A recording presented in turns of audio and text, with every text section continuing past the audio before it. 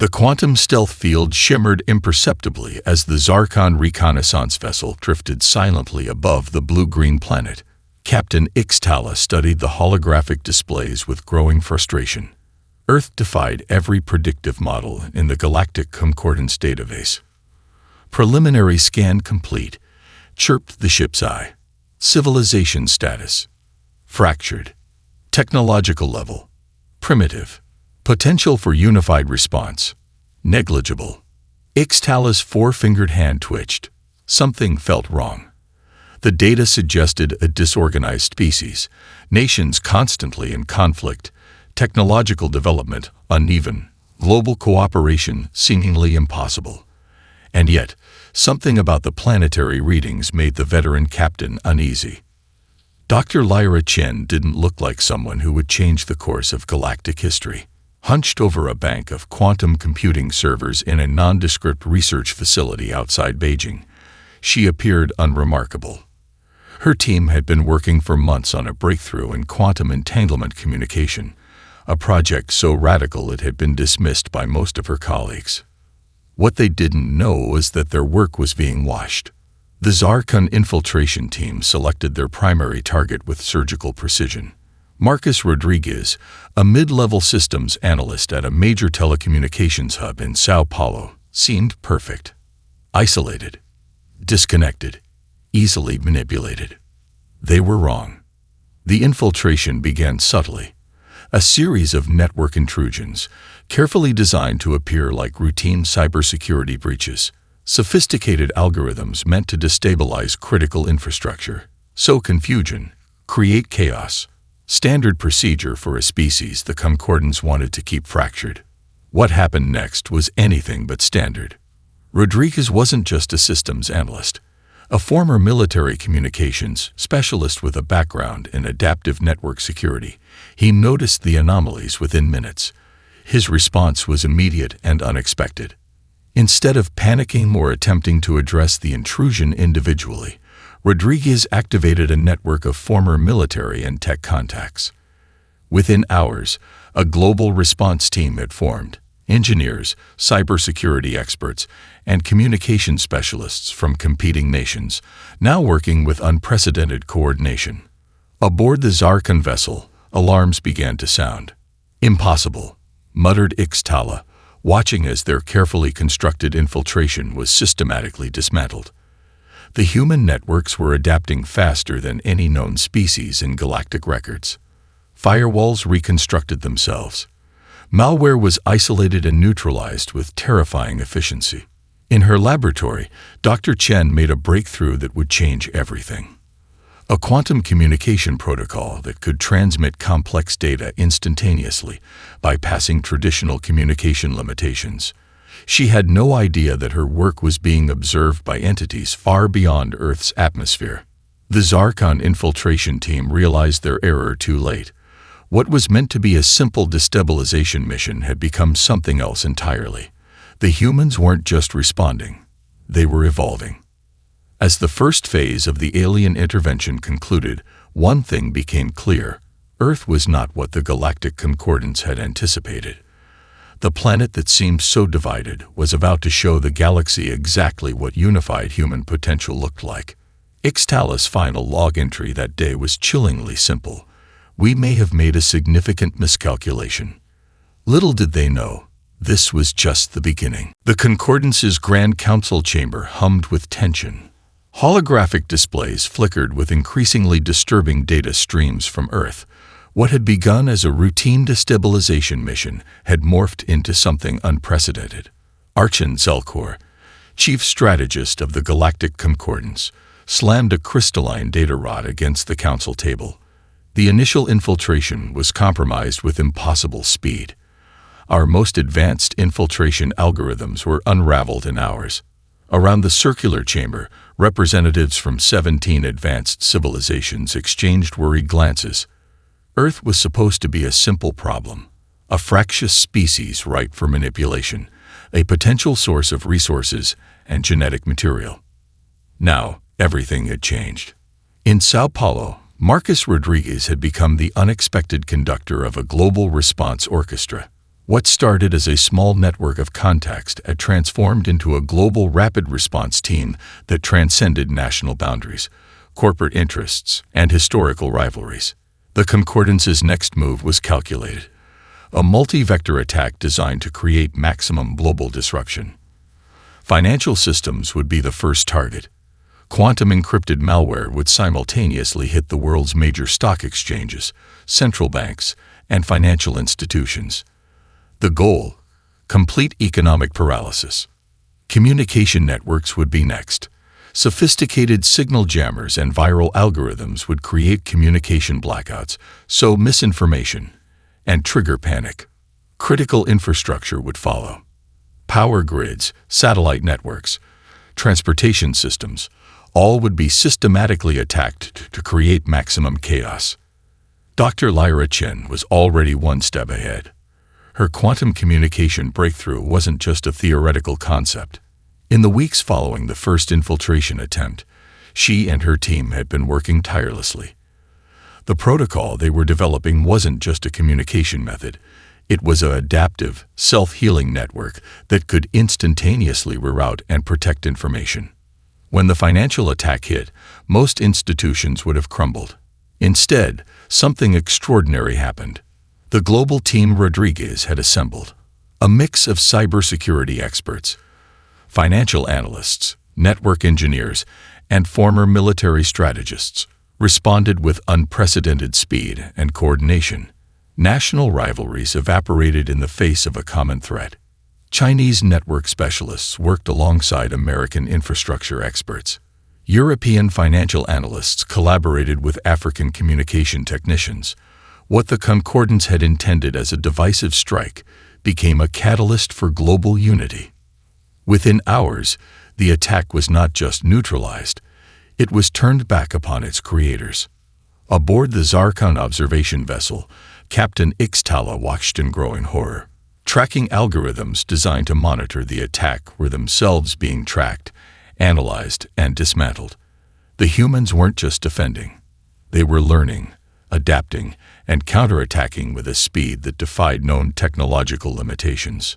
"They're using our own methodology against us," Ixtala muttered, mandibles clicking in a gesture of profound concern. The quantum data streams revealed something even more alarming. The global response wasn't just technological. As the attack progressed, something fundamental was happening to human civilization. The threat was burning away decades of mistrust, competitive barriers, and geopolitical tensions. What was meant to be a strike of division had become a moment of unprecedented human convergence. In the Concordance's Grand Council, the holographic displays began to show something the assembled alien civilizations had never anticipated. A species not just surviving an attack, but fundamentally transforming because of it. Archon Zelkor's final transmission that day carried a note of growing dread. The humans are not what our models predicted. They are becoming something else entirely. The Global Collaborative Research Initiative was born from chaos. What had started as a desperate response to alien interference had transformed into something far more profound. Dr. Lyra Chen stood in the converted aircraft hangar that now served as the world's most advanced interdisciplinary research center, watching holographic displays dance with impossible data. 3 months after the Concordance's failed manipulation attempt, human technological development had entered a state of hyperdrive that defied every known scientific paradigm. The hangar buzzed with activity. Quantum physicists worked alongside material scientists. Biological engineers collaborated with artificial intelligence specialists, and theoretical mathematicians shared coffee with practical engineers. National badges had been replaced by collaborative team identifiers. The old boundaries of scientific discipline had dissolved. Marcus Rodriguez, now a key coordinator of global technological defense, moved between research clusters. His role was no longer just about network security. He had become a catalyst, a human algorithm that connected seemingly disparate fields of research. In a corner workstation, a breakthrough was brewing that would shake the foundations of galactic understanding. Dr. Elena Rodriguez, no relation to Marcus, was developing what her team called an adaptive quantum communication matrix. Traditional communication technologies relied on fixed protocols. Her system was alive, learning, evolving with each transmission. It could predict communication challenges before they emerge, reroute around potential failures, and adapt in real time. The Galactic Concordance's monitoring stations were growing increasingly alarmed. Orcs and Zelkor reviewed the latest intelligence reports with mounting frustration. Human technological progression wasn't just rapid, it was exponential. Each breakthrough seemed to trigger multiple additional innovations across various scientific domains.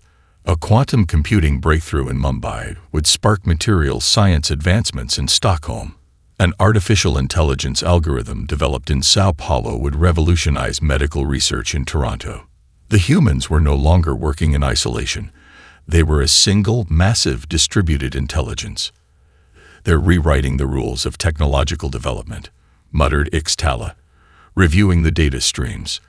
The Zarkon captain had been reassigned to continuous Earth observation, a task that was becoming increasingly complex. The adaptive quantum communication matrix was just the beginning.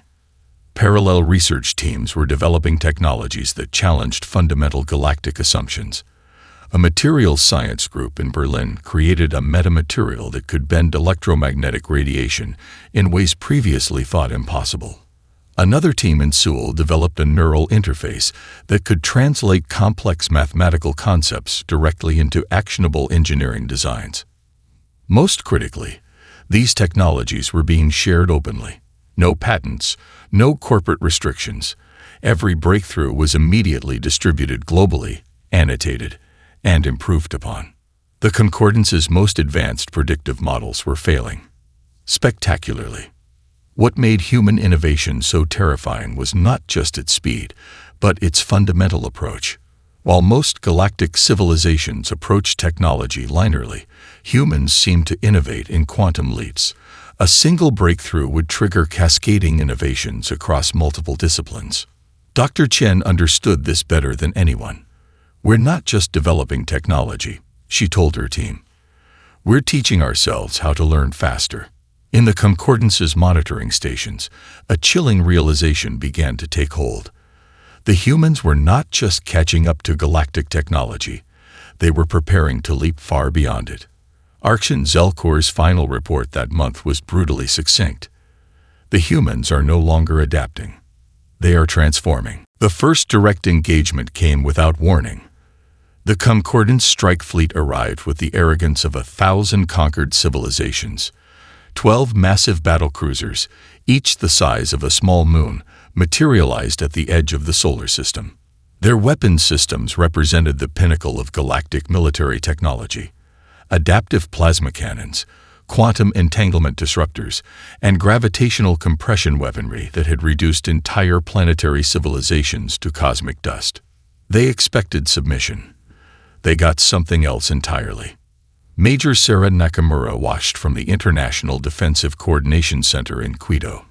Unlike traditional military command centers of the past, this was a fluid, adaptive network. No single point of control, no vulnerable central command. The system itself was a weapon. "Incoming transmission," announced the quantum communication matrix. The alien fleet's communication burst was powerful enough to fry most planetary communication systems. Humans barely noticed. Dr. Marcus Rodriguez's adaptive network rerouted and analyzed the transmission before the first syllable completed. By the time the Concordance fleet finished their ultimatum, surrender or be annihilated, the humans had already developed 3 separate counter-strategies. The Concordance's first salvo was a demonstration of overwhelming force. Quantum disruption torpedoes capable of shattering planetary defense networks. Each projectile could theoretically neutralize an entire continent's technological infrastructure. They struck Earth's orbital defense network. What happened next would be studied by galactic civilizations for centuries. Instead of destruction, the torpedoes were met with an impossible response. The defensive network didn't just absorb the attack. It began to analyze, deconstruct, and then repurpose the alien weapon technology in real time. Quantum entanglement fields twisted and reshaped themselves. Adaptive metamaterials absorbed and redistributed the destructive energy. The torpedoes simply dissolved. Aboard the lead Concordance battlecruiser, Fleet Commander Vornak couldn't process what was happening. Their most advanced weapons were being neutralized as if they were little more than primitive projectiles. Worse, the humans were fighting back. Not with massive weapon systems, but with something far more terrifying. Swarms of microdrones, developed from medical nanotechnology research, began to infiltrate the alien fleet systems. They weren't destroying. They were investigating, learning, adapting. Each drone was a distributed intelligence, communicating in quantum encrypted networks that the aliens couldn't even comprehend. Major Nakamura's team wasn't just defending.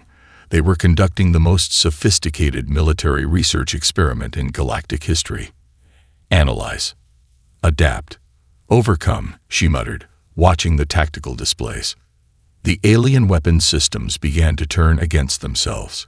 Quantum disruption fields started to resonate at frequencies that destabilized the battlecruiser's own defensive mechanisms.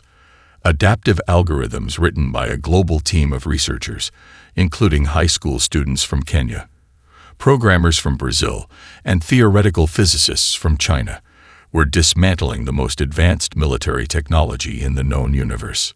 Vornak's final transmission was a mixture of confusion and terror. They're not just defending. They're learning from us with each microsecond of engagement. By the time the first hour of combat concluded, 3 Concordance battlecruisers had been completely neutralized.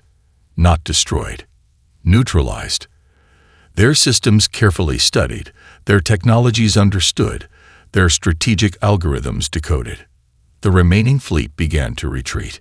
Humanity's first direct military engagement with an alien civilization lasted precisely 47 minutes and 23 seconds, and the humans hadn't fired a single conventional weapon. In the Concordance's central war room, a chilling silence descended. The species they had chosen to manipulate had just rewritten every known rule of military engagement. The Concordance was fracturing. What had once been a monolithic galactic alliance now trembled with internal tensions.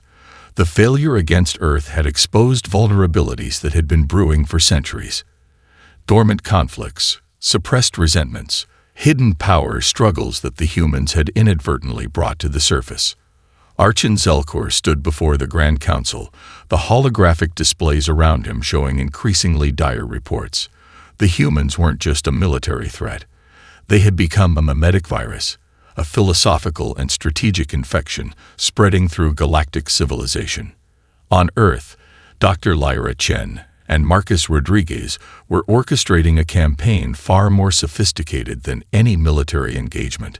Their weapon was information, context, perspective, and a radical approach to problem-solving that challenged every existing galactic paradigm. "We're not fighting a war," Chen explained to a select group of global leaders and researchers. "We're offering an alternative." The strategy was multi-layered and brilliant. While the Concordance had been focused on military suppression, humans were systematically reaching out to marginalized species within the galactic hierarchy. Each communication was a masterpiece of diplomatic engineering. Take the Zornax, for example, a species that had been relegated to the lowest economic tiers of galactic society for over 3 centuries. Traditional diplomatic approaches would have involved complex negotiation protocols. The human approach was startlingly simple: open-source technology transfer and collaborative problem-solving. A research team from Mumbai developed adaptive agricultural technologies specifically designed for the Zornax's unique planetary conditions. Another group from Vancouver created educational platforms that could translate and adapt to the Zornax's complex neural communication patterns. No demands, no conditions, just potential.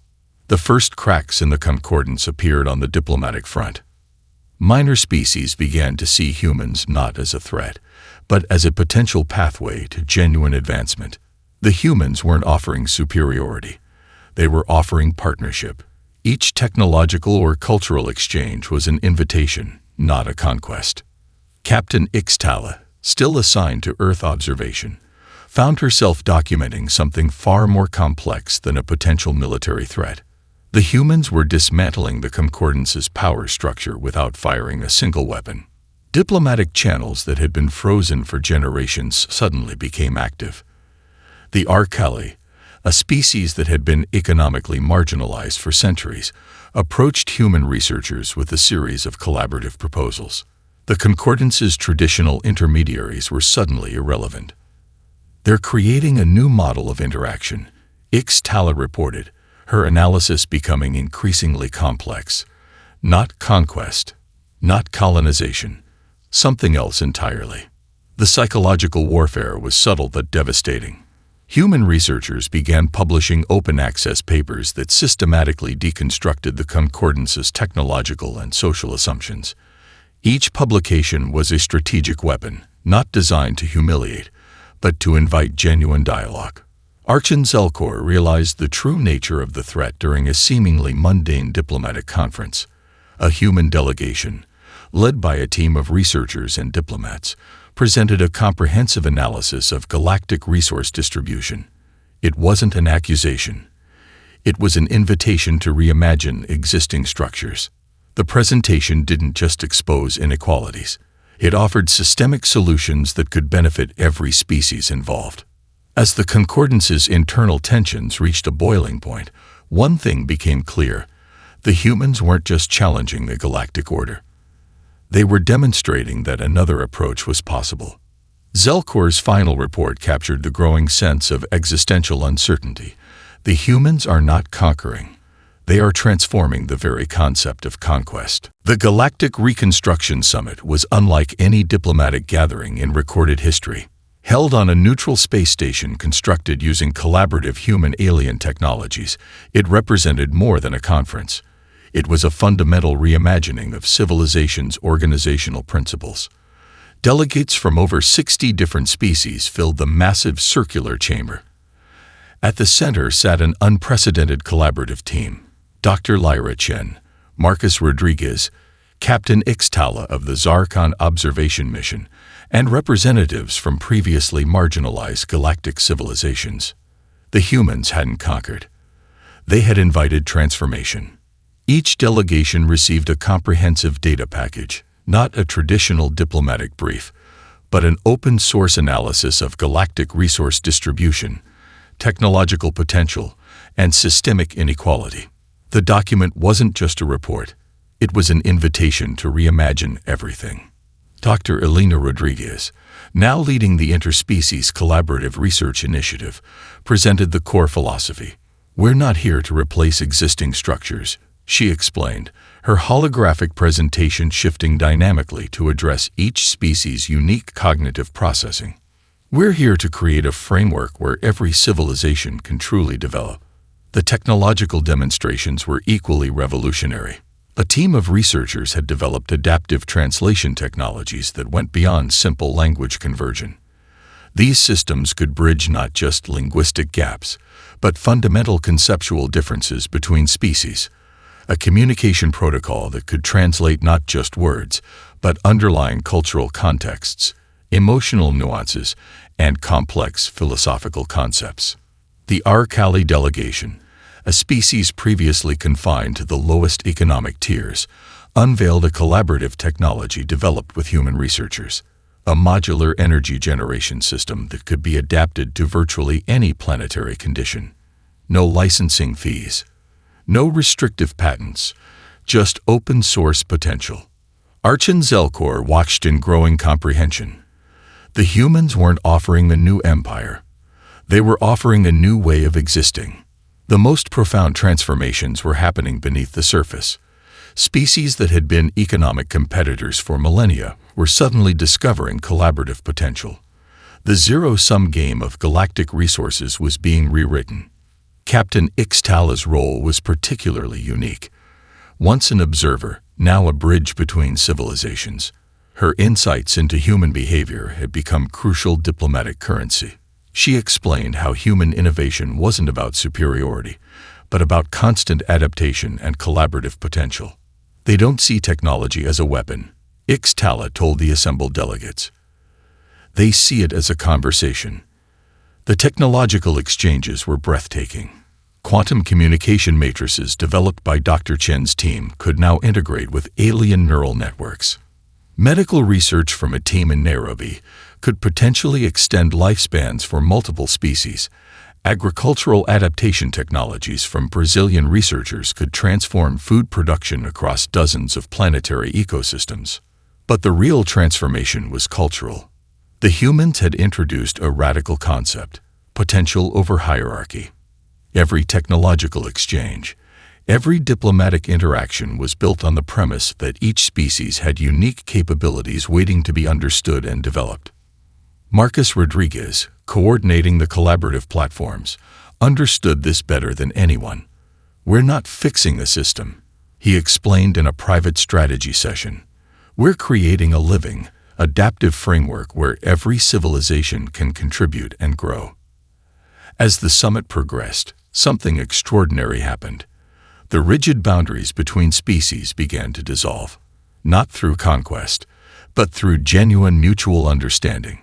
Archon Zelkor's final report captured the profound shift. Humanity has not conquered the galaxy.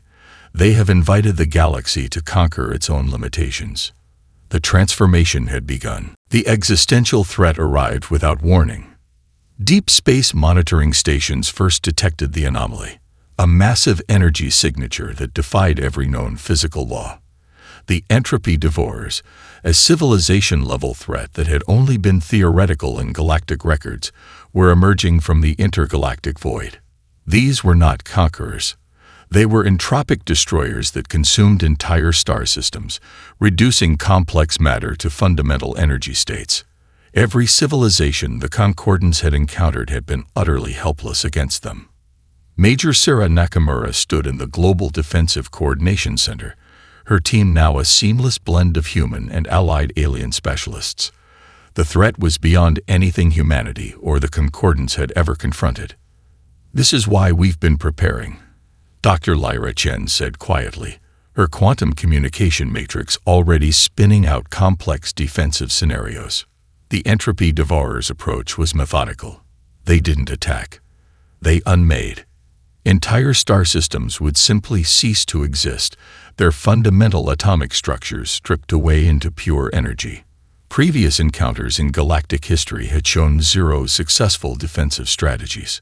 What happened next would be recorded as the most complex collaborative defense in known existence.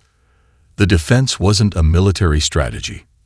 It was a living, adaptive system that integrated technologies from over 40 different species, quantum entanglement networks developed by human researchers, gravitational manipulation technologies from the Arcali, adaptive matter reconstruction algorithms from the Zornax. Each technological contribution was a thread in a cosmic tapestry of defense. Marcus Rodriguez coordinated the response like a quantum conductor. No single strategy, but a constantly evolving, self-adapting defensive matrix. Traditional military thinking involved concentration of force. This was something else entirely, a distributed, living system of resistance.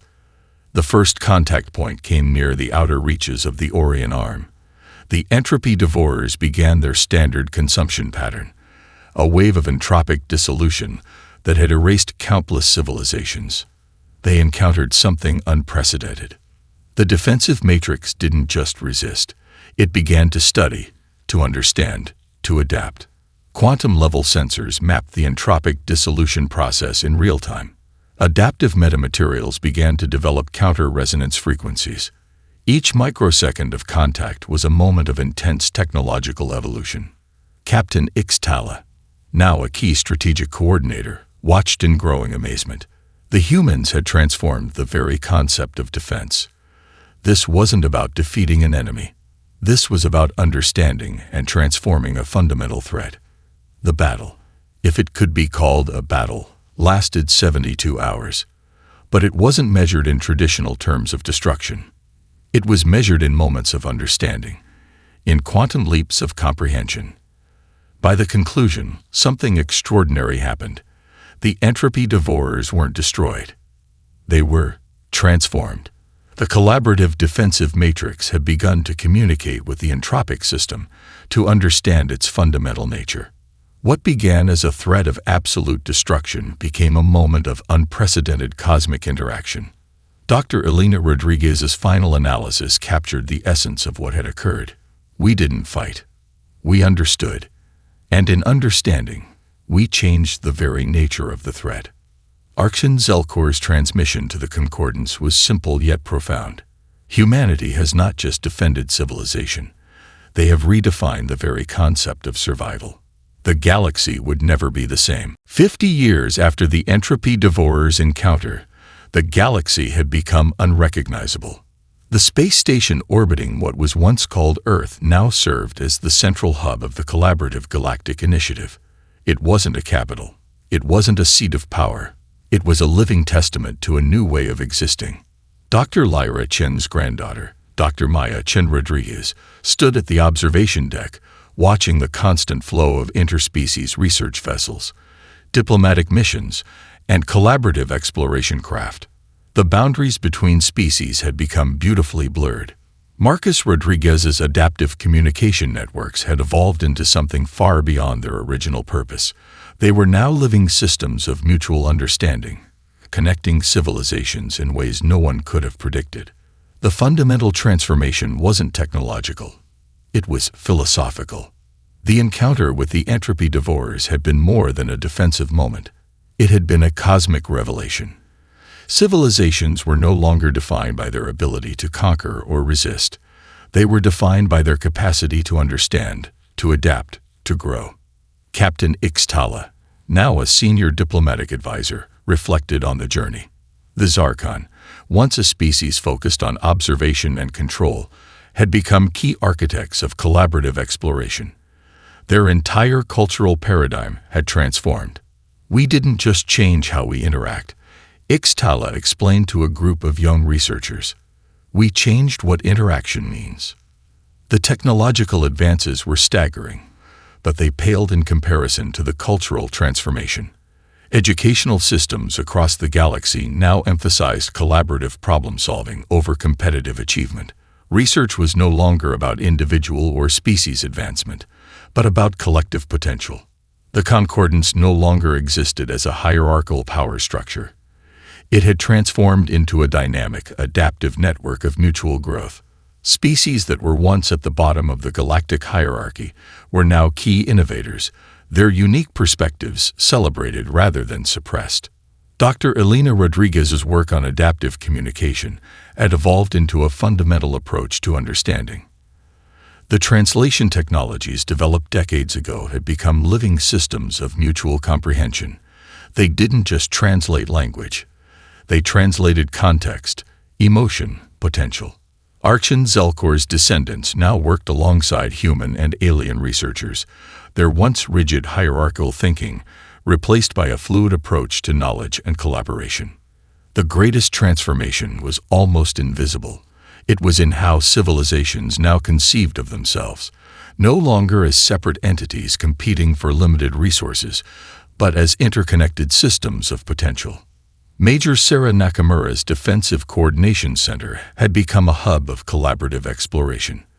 The skills once used for defense were now applied to understanding the fundamental mysteries of the universe.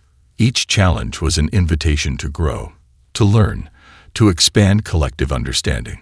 Marcus Rodriguez, now in his late years, watched the constant flow of collaborative missions. We didn't solve problems, he would often say. We learned to see them differently.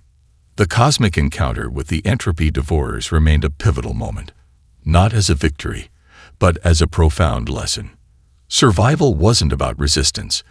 It was about understanding, about transformation. As the first faster-than-light exploration vessels prepared for a journey into uncharted galactic regions, the spirit of what had begun on a small blue planet continued to resonate. They had wanted a war to unite the galaxy. They shouldn't have chosen Earth. The galaxy smiled.